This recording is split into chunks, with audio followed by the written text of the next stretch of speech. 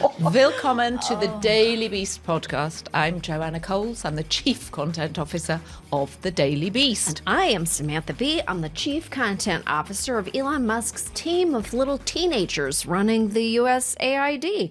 They sleep on cots. I tuck them into bed every single night and I read them a bedtime story. They are like the Lost Boys in Peter Pan, aren't they? And he is Peter Pan, forever young. Forever. Oh, that's my least favorite. It's my feelings about Elon, for whom I have been an enthusiast, are waning. We can get into that. But every week, first, we dig into the stories and the people that we are aroused by. People are aroused. I haven't seen people so aroused in a very, very long time in terms of trying to get this done. So, yes, I think democracy will have an effect, and we are going to keep at it. We're going to keep at it legally. We're going to keep at it legislatively, but we're also going to keep at it in terms of the grassroots. Thank you, everybody. Did you hear Chuck Schumer say that? I did hear him say that people are aroused, and I just don't think that it is a word that he should ever utter again. I don't think he should say aroused. I don't think he should say moist.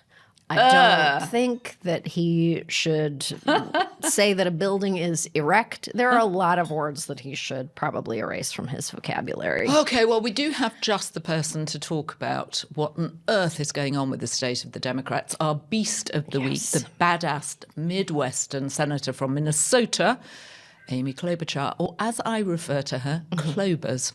Clovers. I feel like this is the problem. If you are English, you just always reduce people down to sort of boys' public school nicknames. Do you know it's what? Unfortunate. What is very funny about that is that I think of her as Clobes, and I don't even know why. And as I was leaving my house today, I was like, oh, I'm excited to talk to Clobes.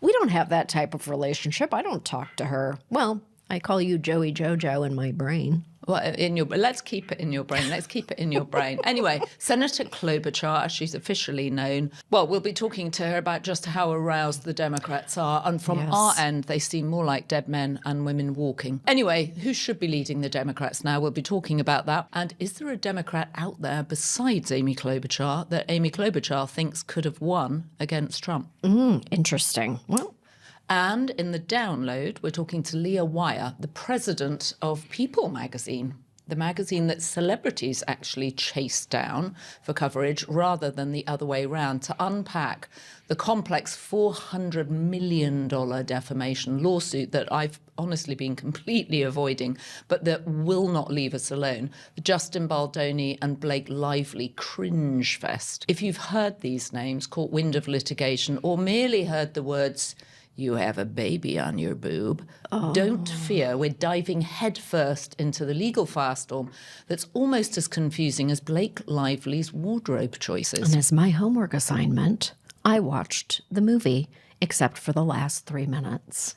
I can tell you what happens. Okay. He kills her. Oh, no! It's not true. That's not what happens. Oh, my God. Tell me about your week. Well, I also watched that movie. Can I just make a point? Why do movies not have friends?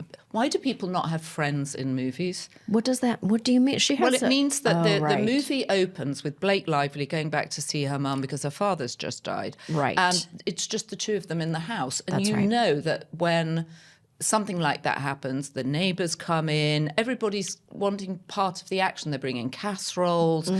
None of this movie made sense. And then it focuses on Blake, who has a flower shop. Yes. And as she's taking over the property, this woman knocks on the door with an Hermes bag on her on her elbow. Dangling. Yeah, and says, "Oh, hi, I'm looking for a job." And miraculously, becomes her best friend, gets the job, and then at one point completely decorates the flower store so that when Blake comes in, she is surprised by her own business. None of it makes sense. And it doesn't make sense. You're right. Yeah, that's right. She had to employ a person who then became her best friend. Who comes randomly knocking at the door. They've never met before. And she has a Birkin bag and she lives in a huge apartment. So she doesn't need a job cutting off thorns off roses. And she doesn't like flowers. And she doesn't like none of this movie makes sense. If Blake should have sued anybody, it should have been her team for suggesting or even bringing this script to her. I think that's a really good point.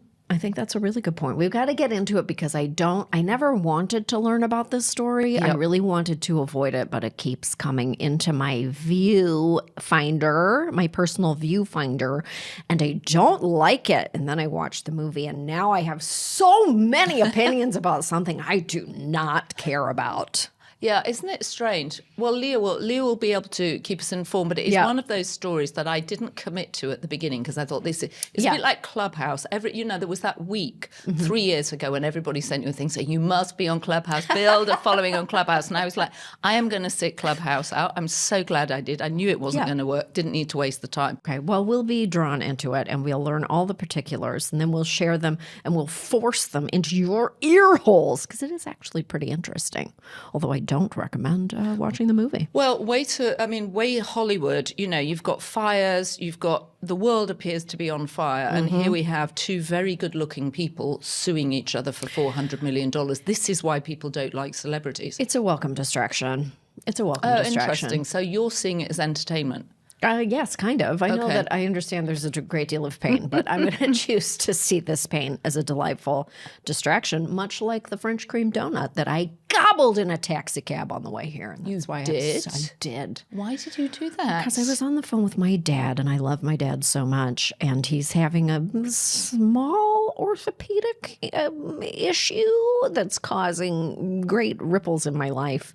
And the instant I hung up with him, I was passing a bakery with these big, just like cream-filled brioches in the window, and I went, I have to put it inside my body literally right now. And I bought one for $7, and I ate it in a taxi cab with a fork. That does sound very delicious. Are you there, because I need to be forewarned now about this, are you about to have a sugar crash? Yeah.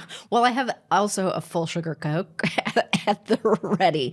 So if things start to, go awry, I can always re-up. I can no longer, I mean, having had a childhood where I could eat 30 donuts in one sitting, I now can't eat a quarter of a donut without immediately having a sugar crash and feeling depressed. Oh, no. This one it had the proper amount of like fat in it too. So it's stable. It's like a stable kind of a sugar. Right, it's French. I've got 20 minutes to get it all out. I've got 20 minutes before I die in front of you. Well, if you're managing your father's health issues, real or imagined. Yes.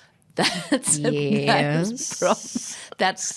requires a lot of energy that a donut, I'm sure, does not suffice. It does. Along the way in the conversation, he does say things like, "You've never known real pain." And then I go, I got to get off the phone right now, and I have to walk into a bakery immediately. I'm not going to call your father, man. I'm not going to call your father. Don't do it. Okay, you were on CNN.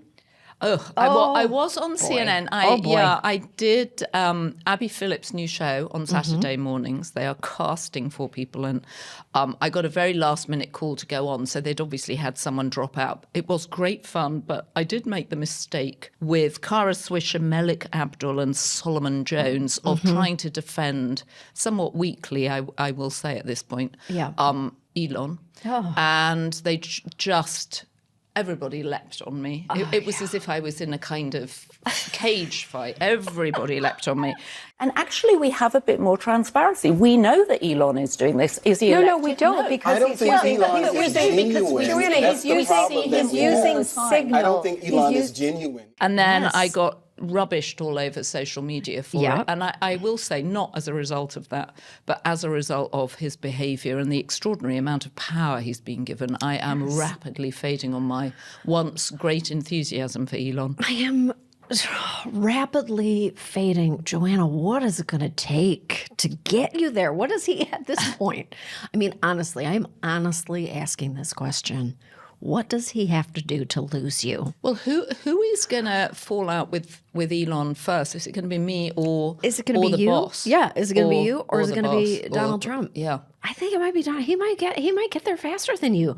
You've been a really slow. This is a slow trickle. I know, and I'm very sad at how this is working out for him, because I do think if you can harness that imagination, that it would be really helpful for America. But right now it seems like he's giddy with power. And the thing I really hate is the way he carries his child around in the way that Paris Hilton used to carry a Pomeranian in a bag. A child is not an accessory. And we know, and I'm sure it's performative because he knows that one of his children, his older children, doesn't speak to him at all. No. So he's now dragging this poor little 2-year-old around. I gotta say, and it just that seems very odd and unnecessary. I guess the best for me, I think that he has had a tangible negative effect on all of humanity. And if I owned a Tesla right now, I would drive it into a wall.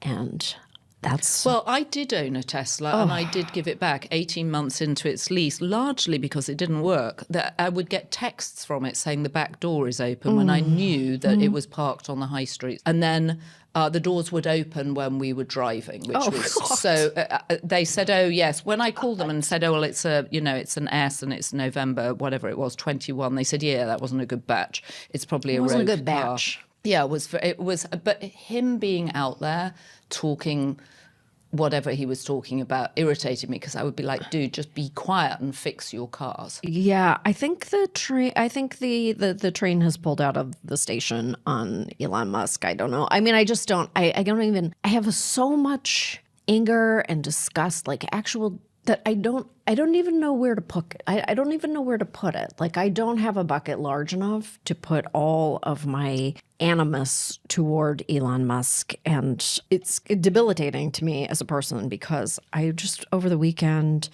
all this USAID stuff, like just taking a flamethrower to an agency that represents, real American values, he's disgusting.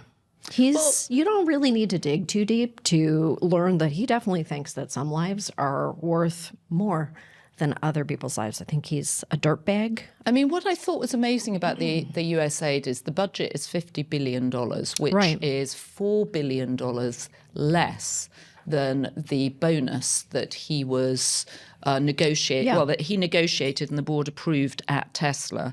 A judge then slapped that down, but I was just looking at where the case was now, and the amount has now gone up to $110 billion bonus for his work at Tesla. What he's doing to government agencies, it's ideological. It's not really money-based at all.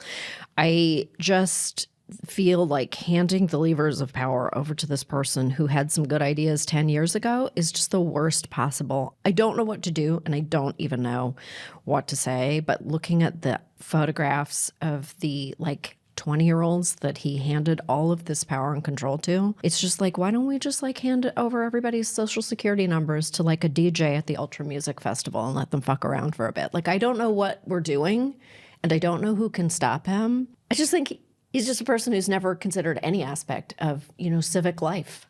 Well, this is because he went into Twitter, cut the staff by 80%. He even put the same subject matter in the field, the fork in the road email, right? Yeah. So I agree, you can't run government like you can run Twitter. And then, of course, you remember he was supposed to do the big opening statement for DeSantis on Twitter, and it was a disaster. It's probably why DeSantis' campaign became very quickly a joke. I'm just really hoping that all of these op-eds and all of this stuff that's going on at the Wall Street Journal now penetrates Trump's cerebral cortex or something, and that he starts to feel the sting of the people who should be on his side because he's making so many rash and terrible decisions. I mean, turning Gaza into a beachfront resort. I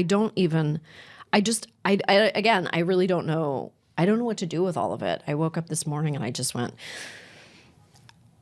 imagining all the people who really depend, internationally, the people who depend on USAID to live, to be alive. I know some of it's just like baby, strengthened baby formula for dying children. It's tragic to me, and But it's also extraordinary that Rupert Murdoch has emerged as the current resistance, right? Lord. I mean, Chuck Schumer may be aroused, but Rupert Murdoch, certainly with his op-ed pages at the Wall Street Journal, is definitely aroused. And after being told off by Trump, they ran a piece. We're recording this on a Wednesday. It's in today's Wall Street Journal saying, Trump campaigned on not getting involved in international affairs. And here he is saying he's going to take on Gaza, which must be about the most complex thing you can do. But as you pointed out before we sat down, if you're a hotelier all you're doing is looking to build hotels. Of course. So, Trump hotels right down the Gaza Strip. I mean, that worked out well for Atlantic City, didn't it? It makes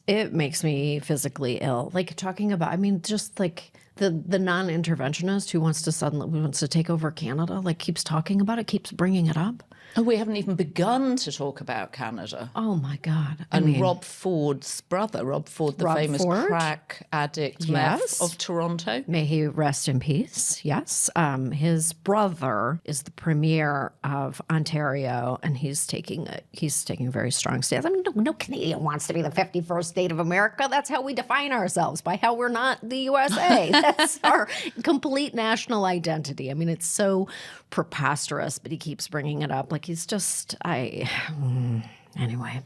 I think we need another cream donut. I need another cream donut. I'm a little sad you didn't bring one in for me, actually. You know what? I thought of it as it was almost like putting a Band-Aid on a wound. Like it just made me whole again. Do you know what I mean? It wasn't like a treat per se. It was just filling a hole in my It was a soul. medical necessity. It was a medical necessity.